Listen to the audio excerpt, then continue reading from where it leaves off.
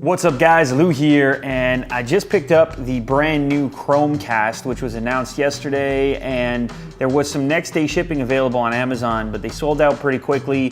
I don't know if there are any remaining right now, but I will link it down in the description so you can check the pricing and availability at the time that you're watching this. This thing is 35 bucks and it claims to do some pretty impressive things for that price. I'm excited to check it out, see how it operates, see how it works. As you can see on the back here, it promises to give you, your usual smartphone functionality on your television.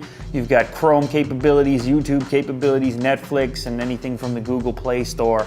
And it does all of that in an incredibly tiny little device. I wanted to do a really quick unboxing because it is such a brand new device. This is the thing, this is all you need. This little guy right here, it looks about the size of a USB key, and it has an HDMI on one side, a micro USB on the other side, and then what looks like a little button. And then what looks like a little button. Yeah, and then a little button as well, probably a power button. Not 100% sure, but that's the device that does all the magic. You will need USB power for it, so I assume that's the other part that's inside of here. Plug it in, attach USB power, switch the input, set it up, and you are good to go. Yeah, so here's the other items in the box. You have a USB cable, a tiny little USB power brick right here, and then lastly, you have an HDMI extender. So I guess if your HDMI port is not all that accessible or you can't fit the dongle in there, you have an option to extend it using this HDMI extender. And then there's a tiny little manual that I almost missed in there.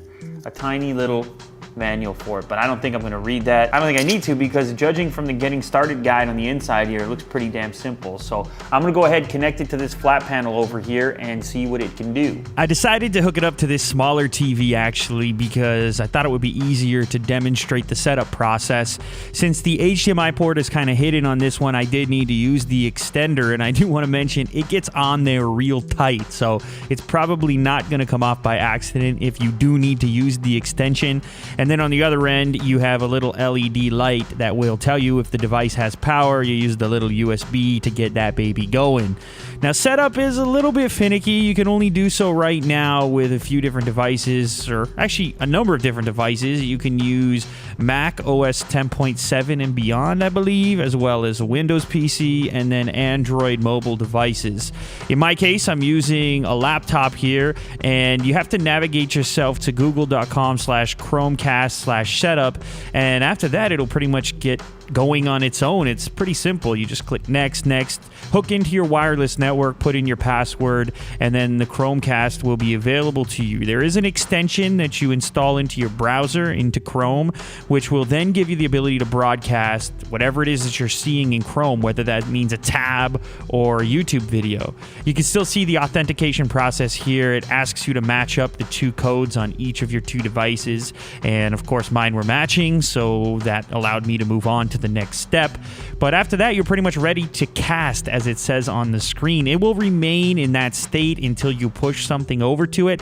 So you have a couple of different options if you're on YouTube, for example. Right in the YouTube video on the bottom portion, there is a cast button, and you can click that button and then just cast the video portion of your page. Or if you want to get fancy, you can cast the entire Chrome tab. So if you're on a site like Amazon, for example, I just did this for an example, of course. You can see me scrolling through here. There's a tiny bit of lag, but actually pretty damn useful, and I could see myself using this for a number of different applications. So you can either cast a tab and see your entire web browser, or you can cast an independent video, but everything's pretty seamless and much quicker than I expected it to be, especially for a $35 device. This thing is actually pretty impressive.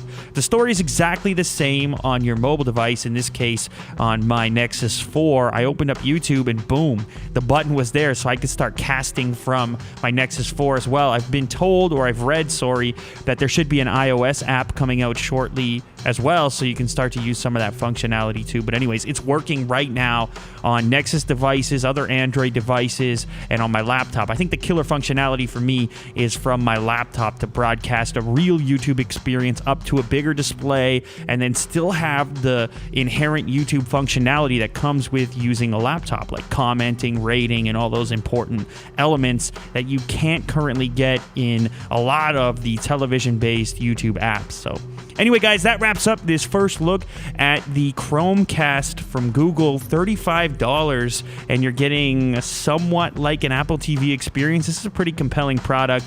As I said earlier in the video, you can check out the links in the description. I hope it's still not sold out, though it might be. If you guys enjoyed this content, please remember to leave a thumbs up down below, and I'll catch you on the next episode. Later.